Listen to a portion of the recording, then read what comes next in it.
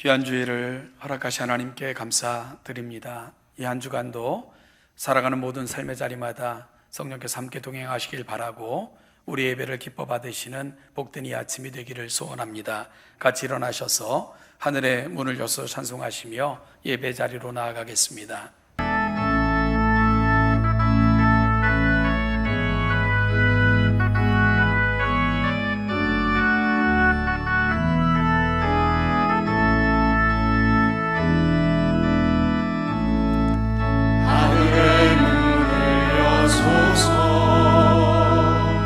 이곳을 주목하소서.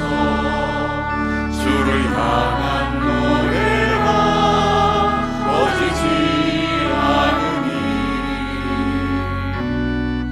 하늘을 열고 보소서. 이곳에 임재하소서. 주님을 기다립니다. 기도의 향기가 하늘에 닿으니 주여 임재하여 주소서. 이곳에 오셔서 이곳에 앉으소서. 이곳에서 드리는 예배를 받으소서. 주님의 이름만이 오직 주의 이름만 이곳에 있습니다. 이곳에 오셔서 이곳에 앉으소서. 이곳에서 드리는 예배를 받으소서. 주님의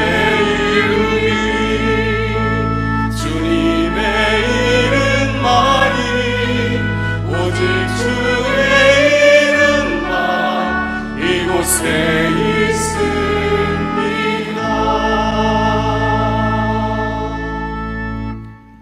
온 우주 만물을 창조하시고 지금도 여전히 이 세상을 운행하시고 통치하시며 우리 인생들 가운데 함께하사 여기까지 인도하신 하나님께 찬송과 영광을 올려드립니다.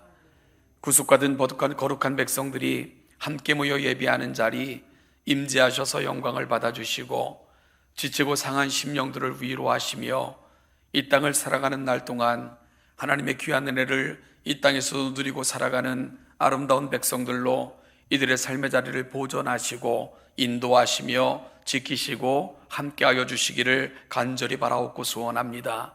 오늘도 하나님 앞에 예배하기 위해 모여있는 사랑하는 심령들을 기억하사 하나님의 가장 귀한 것들로 채우시고 오늘도 그 충만함으로 우리에게 맡겨진 한 주의 삶의 자리에서도 승리하며 살아가는 하나님의 거룩한 자녀들 되게 하여 주옵소서.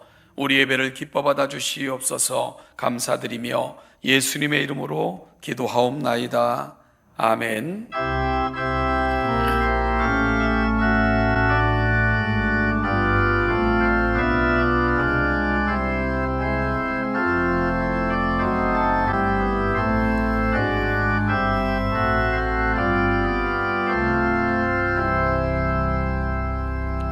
자리에 앉으셔서 함께 기도합니다.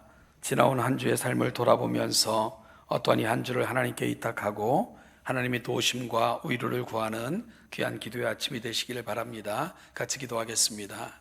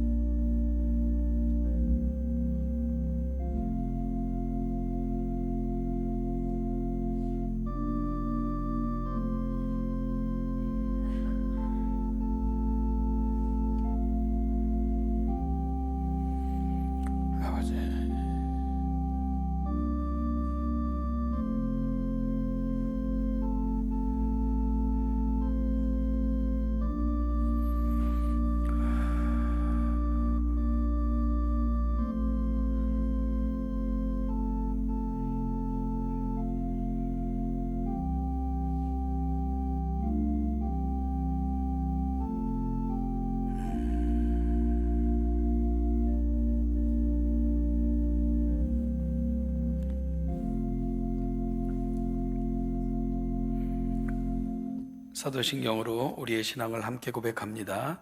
나는 전능하신 아버지 하나님 전지의 창조주를 믿습니다.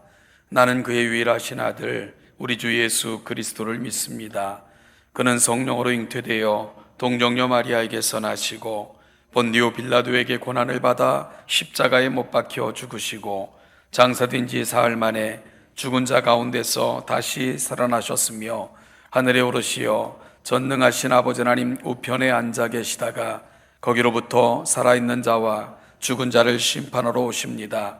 나는 성령을 믿으며 거룩한 공교회와 성도의 교제와 죄를 용서받는 것과 몸의 부활과 영생을 믿습니다.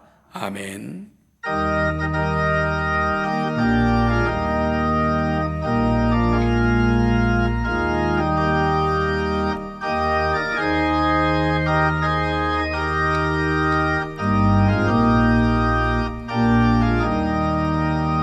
예수 앞에 나오며 죄 사함 받으며 주의 품에 안기어 편히 쉬리라. 우리 주만 믿으면 모두 구원 얻으며 영생 복락 면류관 확실히 받겠네. 예수 앞에 나와서 은총을 받으며 마음의 기쁨 넘치어 감사하리라. 우리 주만 믿으면 모두 구원 얻으며 영생 복락 면류관 확실히 받겠네. 예수 앞에 설 때에 흰 옷을 입으며 밝고 빛난 내 집에 길이 살리라. 우리 주만 믿으면 모두 구원 얻으며 영생 복락 면류관 확실히 받겠네.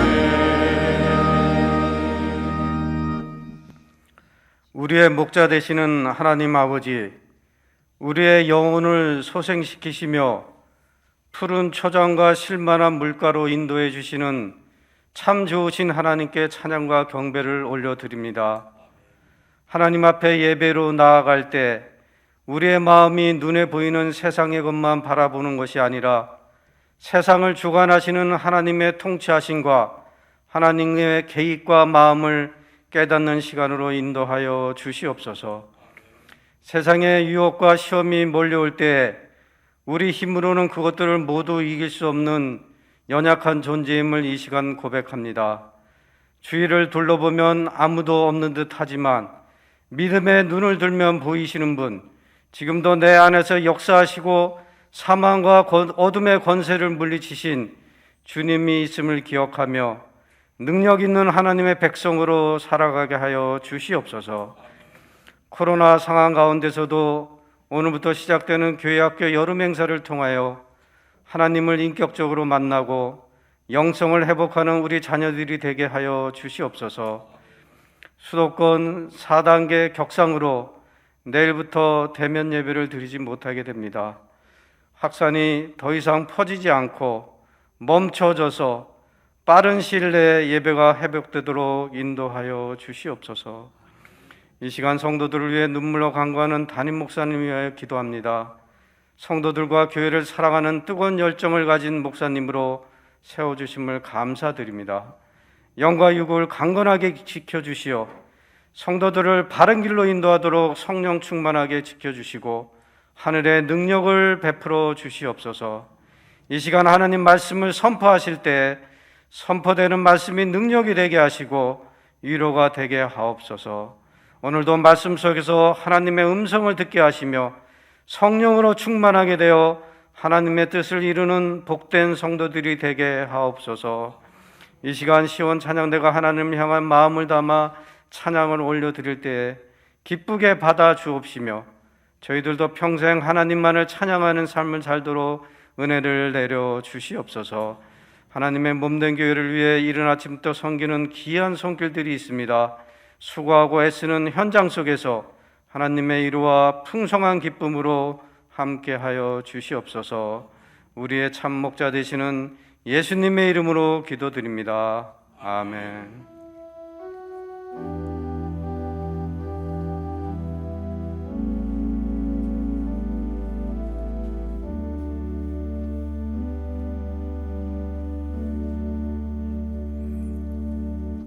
우리의 신앙을 고백합니다. 이 시간은 42장 3절 찬송하시며 하나님 앞에 봉헌합니다.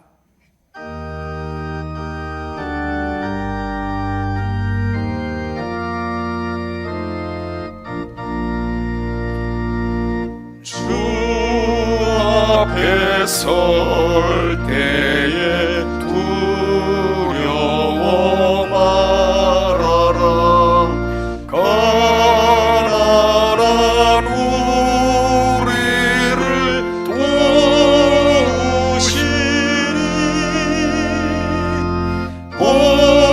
보배로운 진리와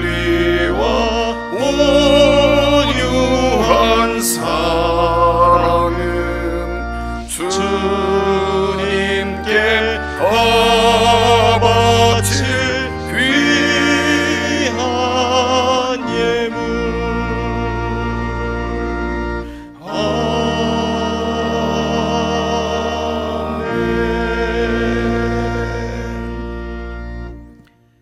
하나님 아버지, 오늘도 우리를 이곳 예배 자리로 인도하사 한 주의 시작을 아버지 하나님과 동행하기를 소망하는 간절한 마음으로 시작하게 하시니 감사드리며 찬송과 영광을 이 일을 이루신 하나님 아버지께 올려드립니다. 오늘도 예배하는 하나님의 자녀들의 이 자리 임재하실 뿐만 아니라 오늘도 하나님 은혜에 감격하여 우리의 주신 것 중에 일부를 적지만 그럼에도 사랑하는 마음을 담아 정성껏 하나님 앞에 봉헌한 귀한 성도들의 예물을 기뻐 받아주시기를 소원합니다. 이 예물을 통해서 이 세상이 하나님의 거룩한 구원의 섭리를 깨닫고 하나님께서 펼치시는 아름다운 은혜에 동참하는 일에 귀하게 사용되는 복된 예물 되게 하여 주시고 우리 사랑하는 동천교회가 이 시대에 마음을 헤아려 하나님의 은혜를 전하고 복의 통로가 되어주며 이웃에게 선한 사마리아인 같은 아름다운 역사를 감당하는 복된 교회로 세워지기를 소원하오니 그리 허락하여 주옵소서. 하나님 아버지, 날로 심각해져가는 코로나19의 위험 속에서 우리는 또다시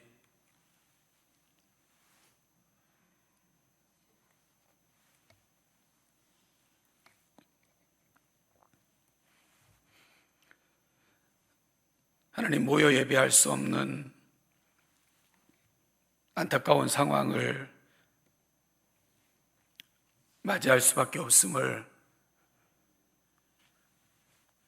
가슴 아프게 고백을 합니다. 하나님, 그럼에도 불구하고 오늘 우리가 어디에 있어야 되는지 무엇이 귀중한가를 분별하지 못하는 이 시대를 용서하여 주시기를 원합니다. 여전히 세상은 서로 죽이고 싸우고 다투고 하나님 주신 아름다운 것들을 욕망의 통로로, 욕심의 통로로 삼고 살아가는 이 안타까운 세대를 불쌍히 여겨 주시기를 원합니다. 하나님 아버지, 이와 같은 어려운 때를 통하여서 정말 본질과 가치가 무엇인가를 다시 한번 생각할 수 있는 성숙함을 우리 가운데 허락하여 주시고 우리가 돌아가야 될 자리, 우리가 간직해야 될 마음의 결심과 각오가 무엇인가를 다시 한번 돌아볼 수 있는 귀한 시간이 되게 하여 주시옵소서. 하나님 아버지, 위험한 코로나19의 상황 속에서도 우리 성도들을 지켜주시기를, 이들의 안전과 건강을 보존하여 주시기를 간절히 바라옵고 소원합니다. 하나님 아버지, 이 안타까운 시기를 하나님과 더욱더 동행하며 가까이 할 수 있는 기회로 삼게 하시고, 더욱더 말씀 속에서 하나님의 뜻을 깨닫고 우리 자신들을 하나님께 드리길 소원하는 거룩한 열망과 소망의 때로 채워가는 우리 성숙한 동천의 모든 성도들이 되게 하여 주시옵소서. 모든 예배를 우리 아버지 하나님께 의탁합니다. 마지막 시간까지 함께 하시고 우리를 통해 영광 받으시기를 소원하며 거룩하신 우리 주 예수님의 이름으로 감사하며 기도하옵나이다. 아멘.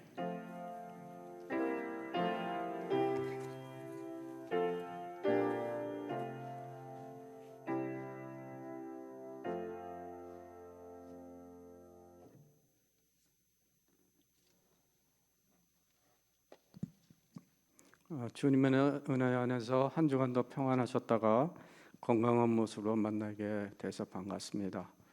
이제 또 2주간을 또 대면 예배를 못 뵈게 돼서 이제 2주 뒤에 만날 수 있을 것 같은데, 건강하신 모습으로 다시 만났으면 고맙겠습니다. 교회 소식을 전하겠습니다. 7월은 교회학교 각종 여름 행사들이 진행되는 달입니다. 다음 세대가 신앙 안에서 든든히 세워지고 충만한 은혜와 영적 부흥이 임하는 시간들이 되기를 소망합니다. 교회학교 여름 행사 변경된 일정을 공지해드리겠습니다. 영유아부 7월 11일, 18일, 25일, 유치부 8월 14, 15일, 22일, 초등일부 7월 11일, 18일, 25일, 초등2부 8월 또는 9월에 진행될 예정이고요. 청소년부는 8월 1일, 8일, 15일, 청년부는 10월 2, 3, 4. 코로나19 상황 가운데 준비되는 여름 행사가 지혜롭게 준비되고 시행될 수 있도록 성도님들의 많은 기도를 부탁드립니다. 각 부서는 2분기 감사 자료를 오늘까지 행정실로 제출해 주시기 바랍니다. 코로나19 4단계로 격상됨에 따라 줌으로 모임이 가능한 목장 이외에는 7월 25일까지 목장 모임을 중지합니다.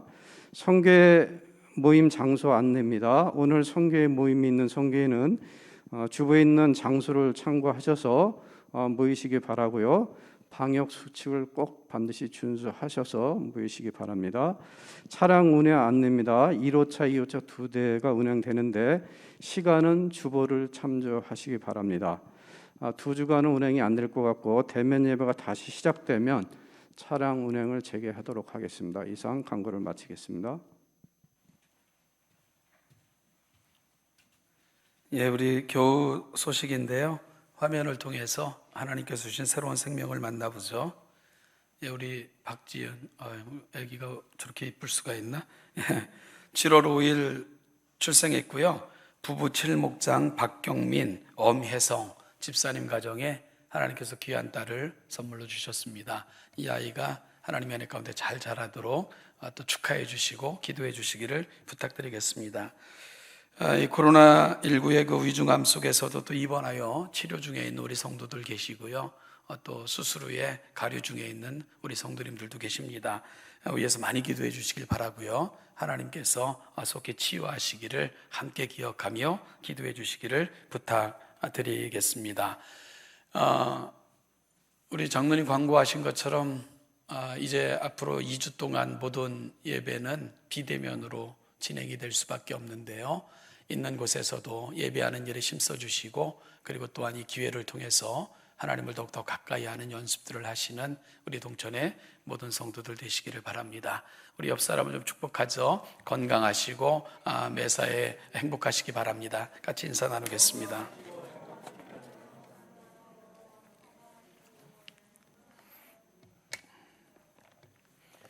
오늘 우리가 함께 나눌 하나님의 말씀은 출애굽기 3장입니다. 1절부터 5절 말씀까지를 같이 보겠습니다. 출애굽기 3장 1절부터 5절 말씀을 교독하는 방법으로 같이 읽겠습니다.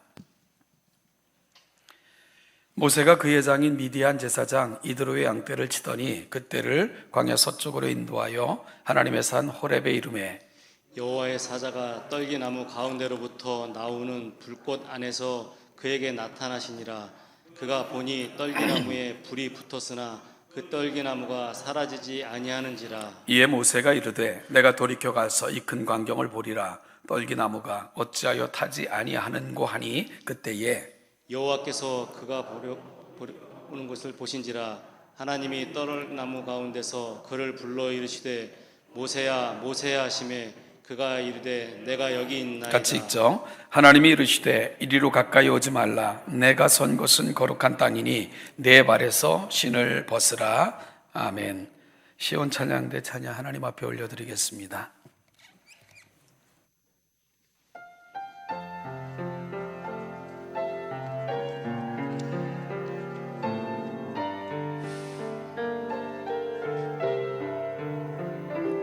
주님 사랑해요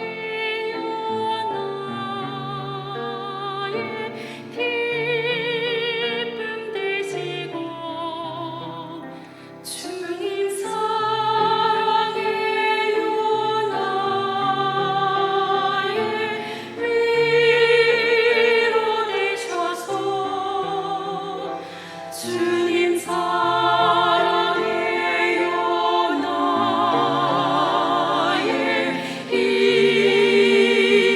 되시고 주님 사랑해요 나의 사랑 되셔서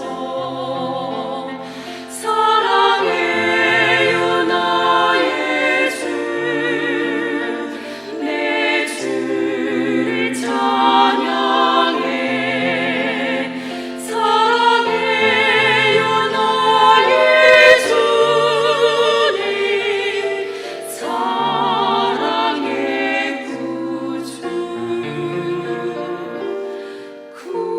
구주를 생각만 해도 내 맘이 좋거든 주 얼굴 배울 때야 얼마나 좋으랴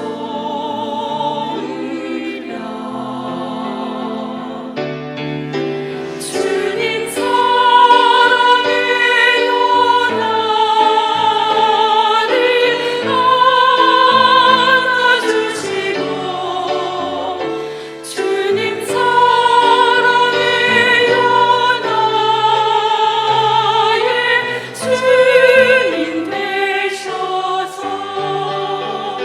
찬양 할렐루야 찬양 주를 찬양해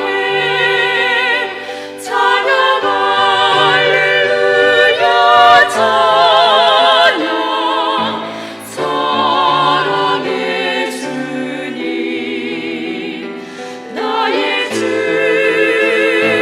찬양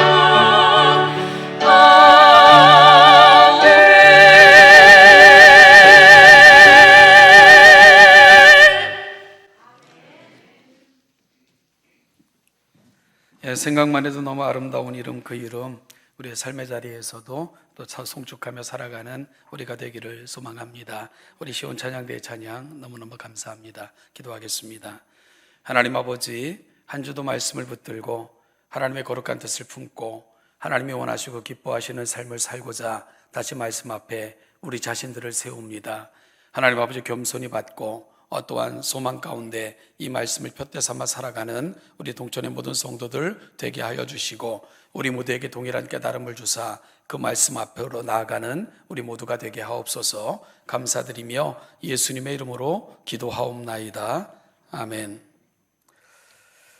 이 필리핀 오지에서 오랫동안 선교사로 헌신하셨던 분을 모셔다가 이전 교회에서 강의를 들었던 적이 있습니다.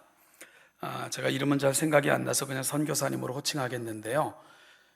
이 처음 선교를 나갔을 때 이제 그 필리핀 오지로 이렇게 나가게 됐는데 정말 그 차를 타고도 한 거의 8시간, 9시간을 가야지만 다다를 수 있는 그런 오지에서 선교를 했는데 뭐 처음에 갔더니 할 수 있는 게 별로 없었대요. 말도 안 되고 그러니까 그들 데리고 성경 공부를 시킬 수도 없었고 또 뭐 설교할 일도 없고 아무것도 할 것이 없었다고 이야기를 했습니다. 그러다 보니까 이제 그 선교사들의 선교를 가장 크게 위협하는 것은 개인 경건이거든요. 그나마 억지로라도 말씀 보고 뭐 설교라도 준비하고 말씀을 가르치기 위해 성경을 보는 것조차도 안 해도 되는 그런 상황들이 찾아오거든요. 설교할 일 별로 없고 가르칠 일 별로 없다 보니까 뭐 성경 가르칠 일도 없고 그러다 보면 이제 성경과 멀리 할 수 있는 그런 그 충분한 여건들이 선교사들에게 늘 찾아오는 거죠. 그런 시간들이 지날 때 퍼뜩 드는 생각이 이러다 내가 죽겠구나 이런 생각이 들더래요. 그래서 그때 이후로 매일 성경을 한 장씩 스스로 강론해 나가기 시작을 했답니다. 설교할 일도 없고 가르칠 일도 없지만 내가 살기 위해서 매일 한 장씩 성경을 묵상하고 강론해 가는 그런 시간을 가졌대요. 10여 년을 오지에서 이게 그 원주민들에게 복음을 전했던 선교사님, 하나님께서 그분을 특별히 그 땅에 세워진 신학교에서 강의할 수 있는 특별한 기회를 이제 10여 년이 흐른 시간 뒤에 허락을 하신 것입니다. 신학교에서 강의하기 위해 갔을 때 그의 손에는 아주 두툼한 몇 권의 노트가 들어 있었는데요.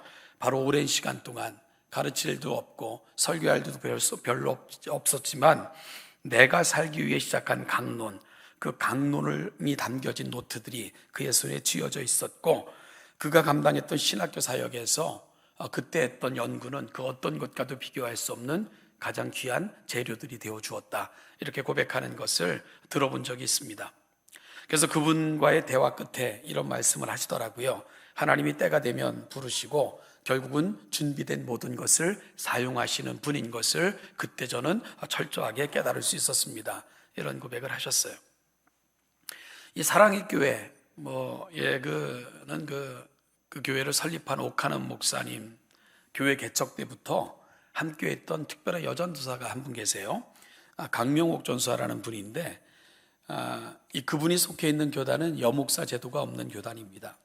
그러다 보니까 이 여전도사님들에게 제한된 사역들이 주로 주어지게 되죠. 신방하는 일, 그리고 그분에게는 이제 새가족부를 맡겨주셔서 새가족을 가르치는 이러한 일들을 감당하게 됐는데, 새가족부 처음 오시는 분들에게 말씀을 전하고 그러는 거, 그리고 또한 신방하는 거, 이렇게 그 신학교에서 배우고 익혔던 것들, 이런 말씀들을 충분히 가르치고 그럴 기회들이 제공이 별로 안 되는 이제 그런 사역들을 감당할 때, 이분이 하나님을 좀 더 깊이 있게 그리고 잘 알고 싶어가지고 이분도 이제 뜻을 정하고 성경을 한 장씩 강론해 나가기 시작을 한 겁니다.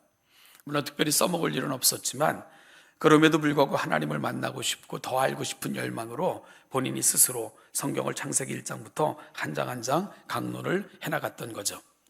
여러분, 하나님께서 그 전사를 얼마나 귀하게 사용하셨는지, 나중에 이제 그 오카는 목사님이 제자 사역을 이제 본격적으로 시작하시고 그 사역이 널리 퍼졌을 때에 모든 총책임을 그 여전사님이 맡고 계셨고요. 그래서 제자 훈련의 모든 그 과정은 그분을 통해서 진행됐을 뿐만 아니라 또 제자 훈련을 실무로 감당하시는 분들은 그분의 지도를 받고 그분의 또 검토를 받고 그리고 또 사역의 현장으로 나아가는 이런 위대한 일에 하나님께서 사용하시고 계신 것을 볼 수가 있었습니다. 그러면서 그분 역시 이런 고백을 하시더라고요. 묵묵히 하나님의 때를 기다리며 준비하는 자를 하나님은 때가 되매 반드시 높이시고 사용하십니다. 이런 고백들을 하시는 것을 들어본 적이 있습니다. 때가 되면 높이시고 사용하심. 여러분, 어찌 이러한 고백이 이분들만의 고백이겠습니까? 물론 상황, 여건, 형편, 처지 이런 것들은 다르지만 그럼에도 불구하고 성경은 이런 분들의 고백으로 넘쳐나고 있는 것을 우리가 보게 됩니다. 오늘 본문에서 우리가 만나는 모세도 그런 인생들 중에 한 사람입니다. 오늘 본문은 호렙산에서 모세가 부르심을 받는 장면을 기록하고 있는 장입니다. 여러분, 물론 앞선 사람들의 경우와 모세의 경우는 좀 다르겠지만 그럼에도 불구하고 하나님께서 준비된 모세를 사용하셔서 충만히 그분을 드러내신다는 면에서는 같은 선상에 있는 부르심일 것입니다.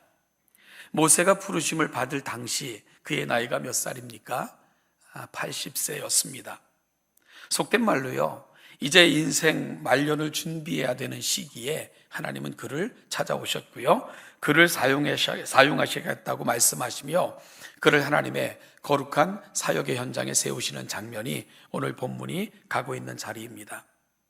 저는 오늘 그런 모세가 부르심을 받는 장면을 살피는 가운데 하나님께서 모세를 부르시는 당시의 이야기가 오늘을 살아가는 저와 여러분들에게는 어떤 의미가 있고 오늘 우리가 살아가는 삶의 자리에서 우리가 붙들 메시지는 무엇일까 하는 것들을 본문을 살피는 가운데 함께 살펴볼까 합니다. 오늘 본문을 통해서 찾을 수 있는 모세의 부르심이 주는 교훈은 첫 번째로요, 하나님은 가장 적당하고 알맞은 때에 인생들을 부르신다는 것입니다. 하나님은 가장 적당하고 알맞은 때에 인생들을 부르십니다. 80세에 부르심을 받은 모세는 생각하기를 조금 일찍, 조금 더 힘이 남아있을 때, 조금 젊었을 때 불렀으면 얼마나 좋으셨을까라고 생각했을지도 모릅니다. 왜 하필 이제 이 나이에 이제 나를 불러서 어찌 하시겠다는 거야 하는 의구심이 들었을 수도 있습니다. 하나님의 부르심에 대해 모세가 하나님과 나눈 그 지리한 줄다리기와도 같은 그런 대화는 이런 모세의 속내를 충분히 들여다볼 수 있도록 만들어주고 있는데요, 모세가 하나님의 그 부르심 앞에 끊임없이 반문하잖아요. 아니, 왜 지금입니까?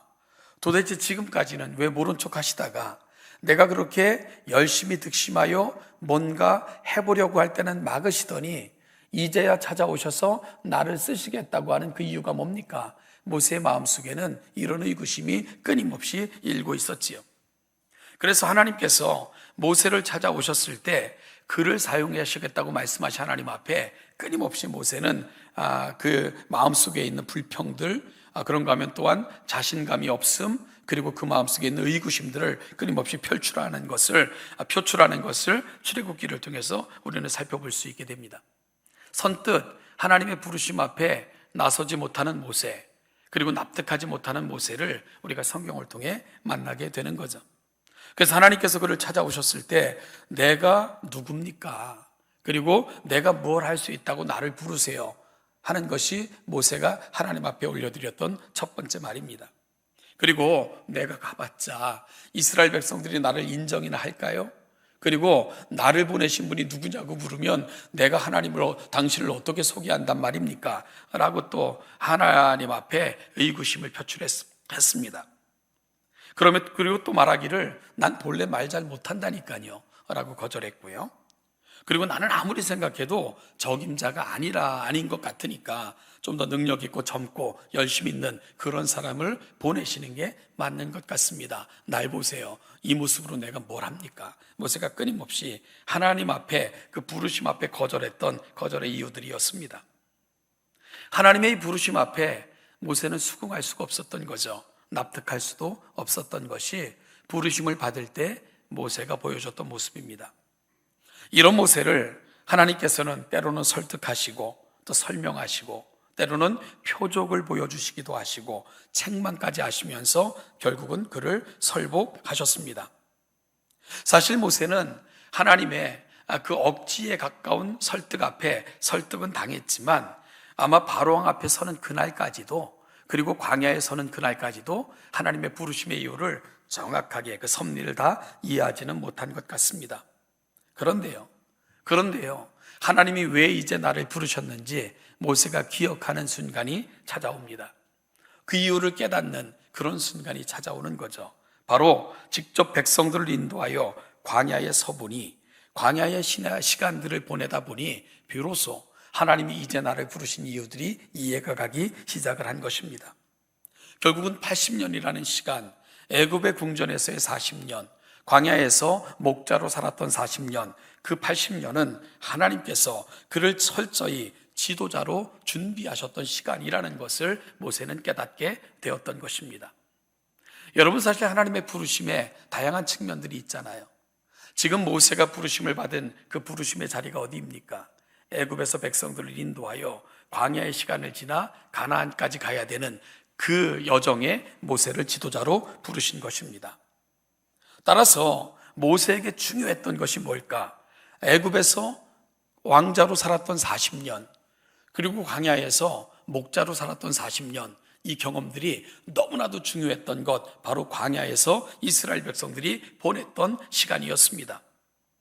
바로의 궁에서 40년 동안 모세는요, 이집트는 당시 최고의 문명을 자랑했던 나라입니다. 그래서 모세는 애굽에서 살면서 세계 최고의 지식과 법률, 그리고 지혜, 병법에 대해서 배울 수 있었고요.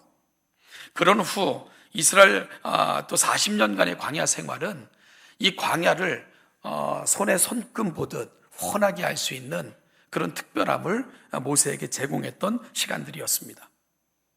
이후 그는 백성들을 이끌고 가나안 땅으로 들어가기까지 여러분 그들의 계획대로 되지 않아 40년간을 광야에 머물 수밖에 없었잖아요. 그 40년의 광야 생활 동안 모세가 감당해야 됐던 가장 중요한 사역이 뭡니까? 재판하는 일이 모세에게 있어서 가장 중요한 일이었죠. 그래서 어떤 때는 문제를 안고 나오는 백성들의 문제를 다루느라 하루 종일토록 쉬지도 못한 채 그 일을 다루어야 했던 것이 모세의 형편이었습니다. 후에 장인의 권면으로 천부장, 백부장, 50부장을 세워 이 일들을 분담시켰지만 그럼에도 불구하고 백성들의 형편을 듣고 바르게 판단하고 결정해 주는 것은 모세에게 있어서 가장 중요한 일이었습니다. 여러분, 그때 어디에서 배웠던 것들이 다 활용이 될까요? 애굽에서 배웠던 것들입니다. 애굽에서 배웠던 그 많은 지식들이 이 일을 감당하는 모세에게 굉장한 그러한 역할을 감당하는 시간들이었을 것입니다. 그리고 또한 40년의 광야를 방황하며 배회하며 그리고 그렇게 광야를 버텨나갈 때 여러분, 모세에게 가장 중요한 경험들은 또 무엇이 그의 이 시간들을 버티고 지탱할 수 있도록 도와주었을까요? 바로 목자로 살았던 40년의 시간들이었을 것입니다. 여러분, 바로 이 일을 위해 모세를 준비시켰던 하나님께서는 때가 되매 그를 이 일을 감당할 지도자로 모세를 세우셨던 것입니다. 모세는 비로소 하나님의 부르심의 섭리를 깨닫게 된 것이지요. 오랜 시간의 기다림, 결국은 이때를 위한 부르심이라는 것을 광야의 시간을 통해 모세는 깨닫고 알고 이해할 수 있었던 것이지요. 사랑하는 동천교회 성도 여러분, 여러분들의 인생이 조금 늦어 보이거나 지체되는 것 같고요, 의미 없이 보이는 순간들이 지나가고 있다는 생각이 들거들랑 오늘 모세의 사건을 다시 한번 묵상하시는 여러분들이 되시기를 간절히 소원합니다. 의미 없어 보였던 그 40년의 시간, 그 시간 속에서도 하나님은 미래를 향한 아름다운 꿈을 펼칠 한 지도자를 준비하고 계셨다는 시간인 것을 여러분들은 꼭 기억하시기 바랍니다. 오늘 우리가 기도하는 기도가 어떤 때는 아무 의미 없는 것 같고요, 시간이 지나도 이루어지는 것 같지 않아 포기하고 있는 분이 계시다면 그럼에도 불구하고 다시금 잊혀졌던 기도들, 포기했던 것들을 가슴에 끌어안고 다시금 기도를 시작하시는 여러분들이 되시기를 간절히 소원합니다.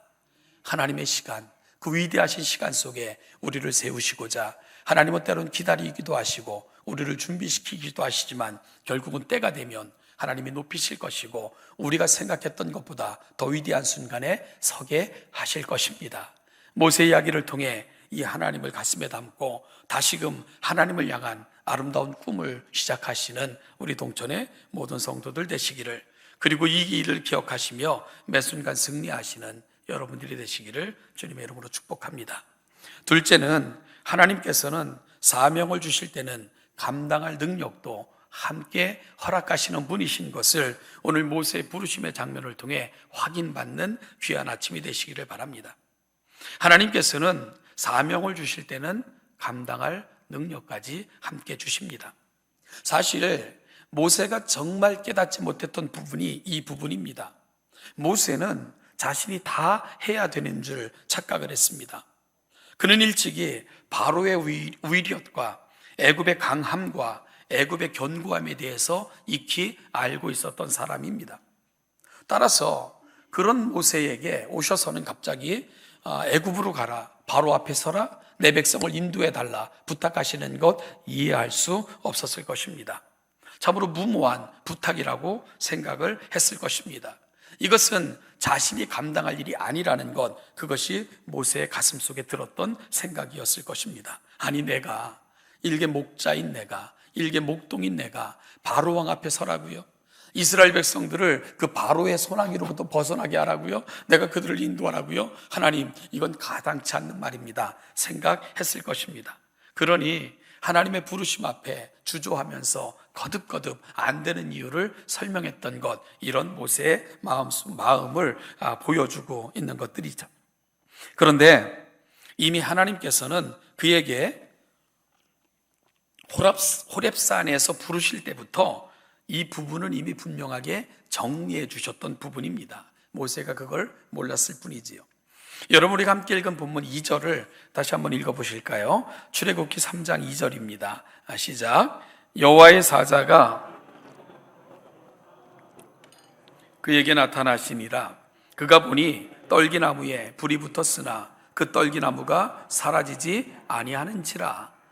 여러분, 이상한 광경이에요. 이 호렙산, 모세가 처음 지나가는 길 아니겠죠. 40년 동안 양떼를 이끌고 안 가본 곳 어디에 있겠어요. 그런데 하루는 그곳을 지나갈 때 아주 특별한 광경을 보게 된 겁니다. 떨기나무 가운데로부터 불꽃이 나오는데 신기해서 다가가 보니까 불은 붙었는데 나무는 타지 않는 것이었습니다. 그래서 참 이상하다, 신기하다 하고 있을 때에 하나님께서 모세야, 모세야 하면서 모세를 부르셨던 거죠. 여러분, 저는 이 광경이 매우 중요하다고 생각을 합니다. 이 광경을 이렇게 해석합니다. 여기서 떨기나무는 모세를 상징합니다. 모세는 스스로 생각하기를 자신은 떨기나무라고 생각을 했습니다. 광야에서 우리가 보는 떨기나무, 정말 볼품없는 나무입니다. 불쏘시개로 사용하기 전에는 거의 쓸모없는 나무같이 취급되는 것, 바로 광야의 떨기나무입니다. 모세는 자신은 이 떨기나무 같다고 생각을 했었습니다. 그저 하루하루 양을 치다가 그렇게 세상 떠날 일만 기다리는 노인, 그것이 자신이라고 모세는 생각을 한 것이지요. 자신이 스스로 보기에 정말 쓸모없는 떨기나무 같아 보였던 것입니다. 스스로에 대한 평가가 그랬다는 거죠. 그런데 하나님께서는 다른 어떤 곳이 아닌 바로 그 떨기나무 가운데서 모세를 부르시고 모세에게 자신을 보여주신 것입니다. 그리고 불이 붙었으나 그 떨기나무는 타지 않는 모습으로 모세를 부르시는 장면이 오늘 출애굽기에서 만나는 모세의 부르심의 장면입니다.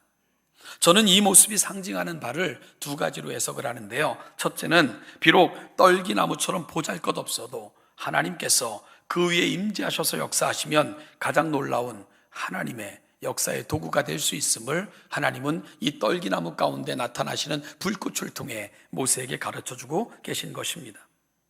둘째는 하나님께서 우리를 부르실 때 하나님은 우리를 소진시키려고 부르시는 것이 아니라 우리를 통해 그분의 영광을 세상에 보여주시고자 우리를 부르신다는 사실을 이 장면을 통해서 분명하게 말씀하고 계신 것입니다.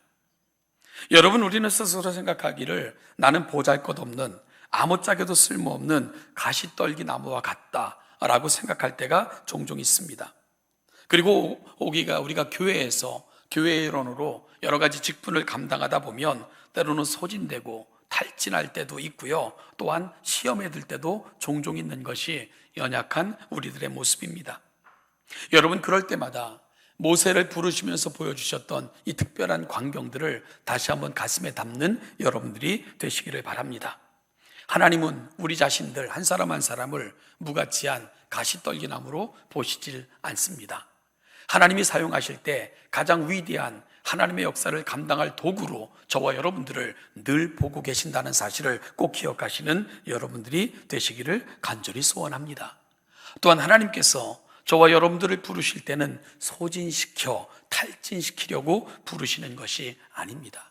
우리를 통해 하나님의 영광, 위대함을 보여주시고자 우리를 부르시고 그 위에 임재하셔서 세상이 우리를 통해 하나님을 볼 수 있는 특별한 자리로 우리를 부르신다는 사실을 꼭 기억하시는 우리 동천의 모든 성도들 되시기를 간절히 소원합니다.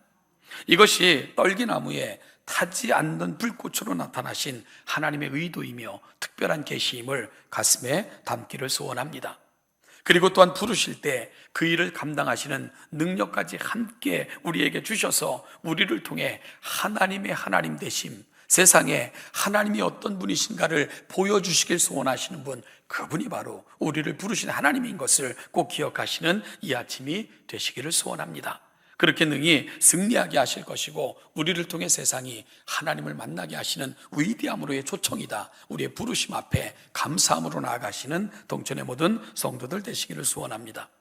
셋째는 하나님의 부르심은 새로운 삶으로의 초청임을 기억하시기 바랍니다. 하나님의 부르심은 새로운 삶으로의 초청입니다. 하나님께서는 모세에게 말씀하십니다. 네 발에서 신을 벗으라 하고 말씀하셨습니다. 그러면서 그 이유를 설명하시기를 네가 선 곳은 거룩한 땅이니라 라면서 신발을 벗을 이유를 설명하셨습니다. 예나 지금이나 일상생활 중에서는 당연히 그 신발을 우리는 신고 생활하는 건 너무 당연하게 느끼는데요. 여러분, 성경이 쓰여질 당시 시브리적 개념 속에서 이 신발이 갖는 의미는 지금 우리가 생각하는 신발의 의미를 많이 넘어섭니다. 성경에는 특별히 신과 관련된 그러한 표현들이 많은데요, 특별히 신발을 벗는다 하는 의미와 관련돼서도 여러 가지 의미를 전달하고 있습니다. 성경에서는 어떤 곳에서 신을 벗을 것을 요청받고 있는가? 첫째는요, 거룩한 곳에 설 때는 늘 발에서 신을 벗을 것을 요청하고 계십니다. 오늘 본문에서도 그랬고요. 그리고 여호수아가 이제 가나안 땅 정복을 앞두고 준비할 때 그에게 나타나셨던 하나님의 사자가 여호수아에게 부탁하신 것도 바로 네 발에서 신을 벗으라. 왜냐하면 네가 선 땅은 거룩한 곳이니라 라고 말씀을 하셨습니다. 그래서 신발을 벗는다는 것은 거룩한 곳에 선다, 거룩함을 접하다, 그리고 내가 거룩함에 참여하다 하는 것과 같은 의미를 지니고 있죠. 그리고 또한 구약 성경에서 신발을 벗는다는 행위 속에는 큰 슬픔을 표현할 때도 신을 벗는다는 개념이 신을 벗으라고 신을 벗는 그러한 모습으로 표출되고 있는 것을 보게 됩니다. 사무엘하 15장 30절 보면 다윗이 가장 잘난 것 같았던 아들 압살롬의 반란을 통해 그는 왕궁을 버리고 야간 도주하는 그런 형편에 처하게 됩니다. 그때의 모습을 성경은 어떻게 표현합니까? 감람산을 머리를 가리우고 맨발로 울면서 올라갔다, 이렇게 표현하고 있어요. 여러분, 신발을 신을 시간조차 없었다, 그런 개념이 아닙니다. 구약 성경에서 신발을 벗는다, 맨발로 행한다는 것은 큰 슬픔과 수치를 의미합니다. 그래서 이 중동 지역에서는요, 여러분 함부로 신발을 던지지 않아요. 사람들에게 신발을 가지고 장난치지 않습니다. 왜냐하면 그것은 수치와 슬픔을 표현하는 것이기 때문에 그렇습니다. 바로 다윗이 맨발로 울면서 감람산을 올라갔다는 것은 큰 수치, 슬픔을 느끼고 있었고 이걸 그렇게 온몸으로 표현해내고 있었음을 성경은 말씀하고 있는 거죠. 세 번째로, 신발을 벗을 때는 전쟁에서 포로가 될 때 포로들은 신발을 신을 자격이 없었습니다. 따라서 중동 지역, 특별히 성경의 배경이 되는 시대 속에서 신발을 벗긴다는 것은 너는 자유를 박탈당한다 하는 의미를 갖고 있는 거죠. 따라서 맨발로 다닌다는 것은 자유인이 아니라는, 그리고 맨발로 도망가는 사람이 있다면 그는 주인으로부터 도망쳐 나온 하인이라는 그런 의미를 갖고 있는 거죠. 따라서 신발을 벗는다는 개념 속에서는 자유를 상실한, 그리고 더 이상 자유가 주어지지 않는 삶으로의 삶을 표현하는 그런 것들로 발에서 신을 벗는다 하는 의미도 사용되고 있는 것을 보게 됩니다. 여러분, 이것이 구약 성경에서 발에서 신발을 벗게 하거나 벗는 행위가 보여주는 의미들입니다. 저는 오늘 본문에서 모세에게 신을 벗으라 하고 말씀하시는 하나님의 요구 속에는 이런 성경의 다양한 의미들이 함께 포함되어 있다는 그런 묵상을 해봤습니다. 여러분, 모세에게 발에서 신을 벗으라고 명령하신 하나님의 말씀은 여러분 이후로 너는 평생 동안 신을 신고 살지 마라 라는 요청이 분명 아닐 것입니다. 광야는 신발을 벗고 행할 수 있는 길이 아닙니다. 따라서 모세에게 신을 벗으라 하는 것은 평생 맨발로 살아 그런 의미가 아닐 거죠. 모세는 그곳을 떠날 때에 발에 신을 신고 그곳을 떠났을 것입니다. 그렇다고요, 하나님 보시기에 야, 신발이 너무 낡았다, 그래도 내일 하려면 번듯해야 되지 않겠냐? 그러면서 하나님께서 하늘에서 특별한 새 신발 내려오게 하셔서 그거 신겨주시고는 애굽으로 가게 하셨을까요? 그런 것도 아닐 거예요. 아마 신었던 신발 다시 신고 모세는 그 자리를 떠났을 것입니다. 그런데 뭐가 달라지는 거죠? 의미가 달라지는 것입니다. 하나님을 만나고 나니까 이전에 신었던 신발과 같은 신발 다시 신었지만 그 신이 갖고 있는 의미가 완전히 달라진 그런 삶을 모세가 살게 되는 거죠. 여러분, 그렇습니다. 우리 인생 속에서 우리에게 진정한 변화의 시작은 하나님이 우리 인생 가운데 찾아오셨을 때 시작되어진다는 것을 모세는 분명하게 보여주고 있는 거예요. 그렇죠. 지금까지 모세는 자기의 신을 신고 자기 마음대로 원하는 곳으로 정처 없이 다녔던 인생이었겠죠. 소망이 없는, 목적도 없는 그런 허탈한 발걸음을 모세는 끊임없이 내디디면서 시간을 허비하고 살아왔을 것입니다. 하나님께서 그 발에서 이제까지 신었던 신을 벗으라는 것은 이제 그 삶을 청산하라는 하나님의 요청이신 거죠. 그리고 이제부터는 내가 신겨주는 신을 신고 나와 함께 동행하자는 하나님의 특별한 초청이 신을 벗고 신겨주시는 그 행위 속에는 포함되어 있는 것입니다. 즉 이제는 내가 원하는 나를 위한 삶을 살라는 하나님의 특별한 주문과 명령이 발에서 신을 벗으라는 하나님의 명령 속에 포함되어 있는 것입니다. 지금까지는 세상의 포로가 되어 자신의 자아에 갇혀 그렇게 살아왔던 삶이라면 이제는 하나님께 붙들림 받은 인생으로 하나님의 거룩한 발로 살기를 소망하시는 이 특별한 초청이 오늘 모세에게 요청하신 그 초청의 개념 속에 담겨져 있는 것입니다. 여러분, 사실 모세는 호렙산 근처를 40년 동안 거의 많은 시간을 이렇게 왔다 갔다 하며 양을 지우는 그러한 삶을 살았을 것입니다. 그때 그의 발걸음은 별 소망도 없는, 희망도 없는, 정처 없이 시간을 허비하는 것 같은 발걸음이었을 것입니다. 그런데 하나님을 만나고 그분께서 그의 인생에 찾아오셨을 때 같은 땅이지만 같은 신발 신고 그곳 출발했지만 전혀 다른 삶을 모세는 살게 된 것입니다. 하나님이 찾아오시면 우리 발의 신을 바꾸어 주십니다. 이것이 모세의 초청이 갖고 있는 의미죠. 이순신 장군과 관련된 일화에는 아주 감동적인 이야기가 전해오고 있는데요. 이순신 장군이 전라 좌수사로 부임했을 때 이 방답 지역의 책임자로 있는 이첨사라는 분이 있었는데, 이첨사는 물론 직급 이름인데 그의 이름이 역시 이순신이었어요. 그런데 그 이순신, 그곳에 이미 방답 지역의 책임자로 있는 그 이첨사로 있었던 이순신, 근데 이 양반의 그 평판이 그리 좋지를 못했습니다. 그래서 하루는 좌수사로 부임한 이순신이 똑같은 이름의 동명이인인 이순신을 부르게 되죠. 그리고는 말합니다. 장군과 내가 이름이 같아 장군이 행하는 것이 내가 행하는 것이라 소문이 나니 곤혹스럽기 이를 데가 없어. 그러니 부탁하건대 이름을 바꾸든지 행실을 바꾸든지 하시오 라고 요청을 하는 거예요. 이름을 바꾸든지 행실을 바꾸든지. 이 말을 듣고 이 방첩사로 있었던 이순신 장군은 행실을 바꾸게 되죠. 그래서 그 이후 이순신과 함께 보냈던 시간 동안 가장 충성스러운 그의 부하가 됐고요.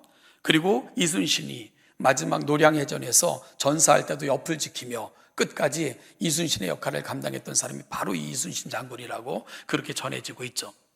서울에 보면은 이제 이 이순신, 그 유명한 이순신이 아닌 바로 이 이순신의 묘가 여전히 남아있는 것을 보게 됩니다. 여러분, 같은 이름이지만 전혀 다른 삶을 살았던 장수. 어찌 보면 하나님의 요청이 여기에 있었던 것입니다. 같은 신발을 신었지만 하나님을 만나기 이전과 이후에 모세가 신은 신발의 의미는 전혀 달랐던 거죠. 지금까지는 내 뜻대로, 내 생각대로, 내 의지대로 살아왔던 삶이라면 하나님께서 벗겨주시고 신겨주시는 신을 신었을 때 비록 같은 신이지만 그런 거룩한 하나님의 사명자로 새로운 삶으로 초청받아 그 삶을 살게 되었던 것입니다. 지금 우리는 또다시 기승을 부리는 코로나19로 인하여 대면 예배의 중지라는 참담한 현실 앞에 놓이게 되었습니다. 그러나 이 시기에도 하나님의 거룩한 뜻과 섭리가 있을 것을 저희는 분명히 믿습니다. 허비하지 않고 준비하시는 하나님을, 교회를 통해 하나님은 또다시 그분의 영광을 드러내실 것을 분명히 믿습니다. 우리가 시편에서 보면 어렵고 절망적일 때 시인들은 노래합니다. 눈물을 흘리며 씨를 뿌리는 자는 반드시 기쁨으로 그들을 안고 노래하며 돌아올 때가 있다는 것을 그들은 믿었습니다. 그래서 역사의 굴곡, 아픔이 많았던 땅, 바로 이스라엘 백성들이 살았던 땅입니다. 그래서 어떤 역사학자는 팔레스틴, 이스라엘 백성들이 살았던 땅을 파면 팔수록 잿빛이 아니라 핏빛이 더 선명한 그런 흙들이 파내어질 것이다 라고 이야기할 정도로 그 땅은 피로 끊임없는 전쟁과 죽음이 가득했던 땅이 바로 이스라엘 백성들이 살았던 그 땅입니다. 여러분, 그럴 때 그들은 절망하지 않았습니다. 그들은 포기하지 않았고요, 그럴 때일수록 눈물을 흘리며 씨를 뿌리자고 권면을 했습니다. 그러면 어느 때인가 반드시 하나님은 기쁨으로 노래하며 그 단에, 그 곡식을 안고 돌아오게 하실 때가 분명히 있다는 것을 믿으면서 그들은 어렵고 힘들 때에 씨를 뿌리는 일들을 계속했던 것을 우리가 보게 됩니다. 사랑하는 동천의 모든 성도 여러분, 비록 코로나로 인하여 모든 것이 멈춘 것 같고요, 우리는 의미 없는 시간, 그래서 어떤 사람은 코로나가 시작된 이후 지금까지를 잃어버린 시간이라고 표현하고 있는 것들을 종종 듣게 되고 또한 그렇게 살아가는 삶들을 종종 보게 됩니다. 무가치한 시간들인처럼 보내는 사람들도 있고요. 여러분, 그러나 오늘 모세 이야기를 통해 우리가 가슴에 분명히 담아야 될 것은 하나님은 때가 되면 준비된 인생들을 높이시고 그들을 통해 하나님을 반드시 보여줄 때가 있다는 것을 기억하시는 여러분들이 될 수 있기를 간절히 소원합니다. 하나님께서는 또한 그들을 통해 하나님을 보여주시며 드러내셔서 세상의 영광을 선포하실 때가 분명히 있다는 것 또한 우리가 기억하시는 이 아침이 되기를 소원합니다. 지금은 비록 썰물의 때와 같아 덩그러니 놓여진 배와 같지만 반드시 밀물 때는 올 것이고요, 그럴 때 우리는 다시 배를 띄울 날이 있다는 것을 기억하시면서 오늘 이 시간 하나님과 더욱더 가까이 그분의 뜻을 구하며 하나님과 친밀히 동행하는 가운데 비록 떨기나무 같은 우리처럼 느껴지지만 그 위에 임재하셔서 마음껏 세상에 하나님을 보여주실 위대한 꿈을 꾸며 오늘을 살아내시는 우리 동천의 모든 성도들 되시기를 주님의 이름으로 축복합니다. 여러분, 이번 기회를 하나님께 더욱더 가까이 그분의 말씀을 사모하며 우리가 살아왔던 삶을 다시 점검하는 가운데 하나님의 거룩, 하나님께서 원하시는 백성, 하나님이 요구하시는 삶을 향해 다시금 걸어가기를 다짐하며 결심하고 꿈을 포기하지 않고 걸어가므로 하나님께서 떨기나무 같은 교회를 할지라도, 그렇게 느껴지는 우리의 모습이라 할지라도 임재하셔서 영광 받으시고 당신의 영광을 보여주실 그 위대한 꿈이 펼쳐질 때에 우리 동천의 모든 성도들이 하나님의 손에 붙들림 받으여 그렇게 사용되시는 위대한 인생들 되시기를 주님의 이름으로 축복합니다. 하나님의 은혜가 우리의 삶의 자리마다 충만하시기를 간절히 소원합니다. 이 시간 우리가 같이 좀 기도했으면 좋겠습니다. 우리가 한 목소리로 좀 기도하실 때 우리가 살아가는 이 세상을 위해 기도했으면 좋겠습니다. 하나님, 코로나19로부터 이 세상을 구해 주십시오. 속히 물러가게 하시고 평온한 삶들이 임하게 해달라고 기도해 주시고, 무엇보다도 이제 또한 대면 예배가 또 금해지게 되는데 이러한 시기 속에서도 우리가 더욱더 하나님께 가까이 나가는 기회로 삼고, 무엇보다도 이 시기를 통해 하나님을 더 가까이 만나는 시간들이 되게 해달라고 이 나라와 민족을 위해서도, 교회를 위해서도, 동천교회 우리 사랑하는 성도들을 위해서도 함께 기도하는 시간이 되면 좋겠습니다. 같이 한번 기도하겠습니다. 하나님 아버지, 하나님 아버지, 은혜와 사랑을 감사합니다. 오늘 여기까지 인도하신 하나님, 우리가 다시금 하나님의 거룩한 말씀을 붙들고 이 한 주를 시작합니다. 답답하고 아프고 힘들지만 그럼에도 불구하고 하나님은 여전히 일하시며 때가 되면 높이실 것이고 하나님의 위대하신 꿈을 펼치실 것을 분명히 믿기에 다시금 그 말씀을 붙듭니다. 하나님 아버지 모세에게 찾아오셔서 80세 아버지 정말 많은 나이라면 많은 나이일 수밖에 없지만 그럼에도 불구하고 하나님께서 행하셨던 그 위대한 일들을 가슴에 품었기에 다시 시작할 수 있었던 것처럼 오늘 이 시간 그 꿈을 가슴에 담고 그 마음을 가슴에 담고 하나님 앞에 나아가는 귀한 시간이 되게 하여 주옵소서. 하나님 아버지 정말로 지금은 썰물 때와 같이 썰렁하지만 밀물 때는 반드시 올 것이고 그럴 때 우리의 배를 띄울 것이고 하나님 그럴 때 우리를 통해서 그 영광을 마음껏 선포하실 것을 믿으면서 하나님 앞에 나아가는 귀하고 복된 시간 되게 하여 주옵소서. 코로나19 기간 동안 우리 사랑하는 동전교회를 보존하시고 우리 성도들 건강하게 지켜주시며 있는 모든 삶의 자리에서도 더욱더 뜨겁게 하나님을 만나며 하나님을 경외하는 가운데 하나님의 거룩한 가슴을 품는 귀한 시간들이 되게 하여 주시옵소서. 이 시간은 좀 같이 일어나셔서 좀 특별한 찬양을 했으면 좋겠습니다. 우리 아까 그 예배 시작하기 전에 우리가 같이 불렀던 찬양 은혜라는 찬양을 오늘은 같이 부르시면서 예배를 마치도록 하겠습니다.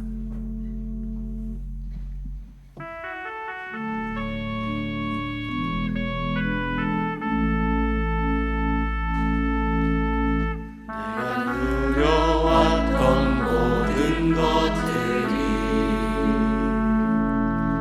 내가 지나왔던 모든 시간이 내가 걸어왔던 모든 순간이 당연한 것 아니라 은혜였소. 아침 해가 뜨고 저녁에 노을 봄의 꽃향기와 가을의 열매 변하는 계절의 모든 순간이 당연한 것 아니라 은혜였소. 모든 것이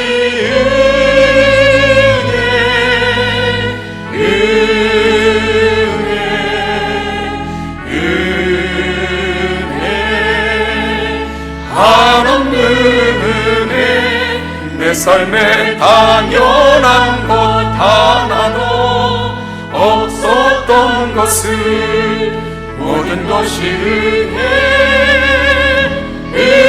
내가 이 땅에 태어나 사는 것 내가 이 땅에 태어나 사는 것 어린아이 시절과 지금까지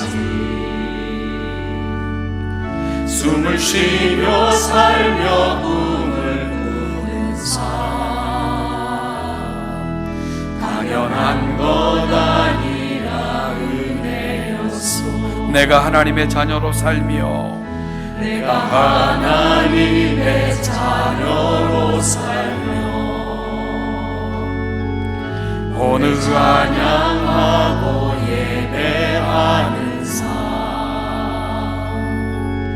복음을 전할 수 있는 축복이 당연한 것 아니라 은혜였소. 모든 것이 은혜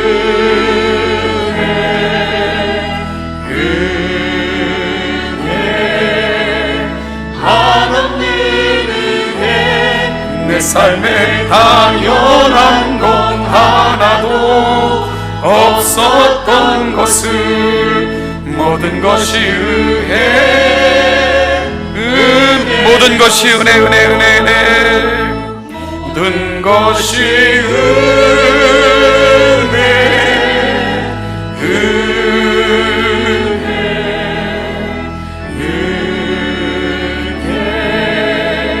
한없는 은혜 내 삶에 당연한 것 하나도 없었던 것을 모든 것이 은혜 다시 한번 고백합니다. 마지막으로 모든 것이 은혜, 모든 것이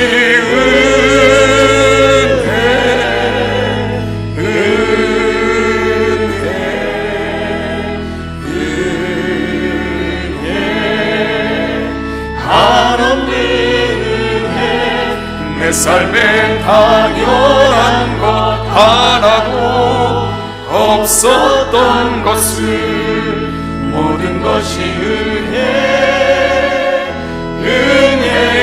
은혜였소.